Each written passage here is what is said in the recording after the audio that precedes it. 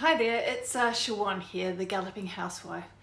I've decided to start making some short videos for the Galloping Housewife Survives a Pandemic, just to talk about some of the shit that we're facing.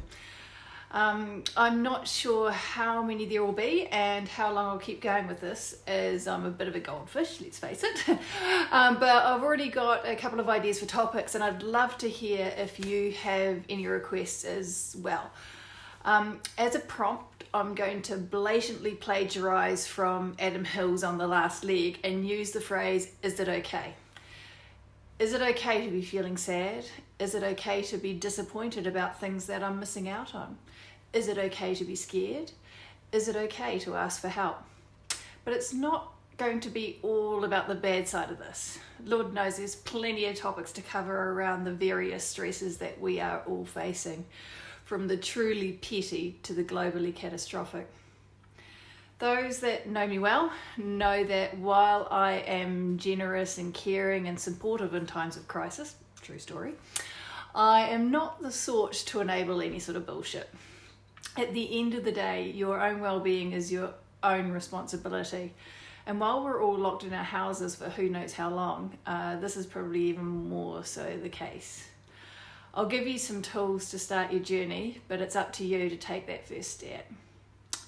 On that note, the first topic that I'd like to talk about is it okay to be doing well, or even to be taking advantage of this global pandemic? The answer from me is an emphatic yes, like hell yes. I've actually seen a lot of guilt from people who have managed to pivot their businesses to our new virtual reality, from coaches of all kinds moving online, to artists taking advantage of being at home and taking on more commissions, to meal prep delivery services expanding as fast as they can to meet demand. Just this morning, actually on my Facebook feed, I saw a group of colleagues that I used to work with in A&E in New Zealand, and they've launched a virtual urgent care consultancy service. This obviously has been in development for a long time, but what an incredibly fortuitous time for them to launch, as people are less likely or able to attend a traditional clinic. They've got a captive audience, literally.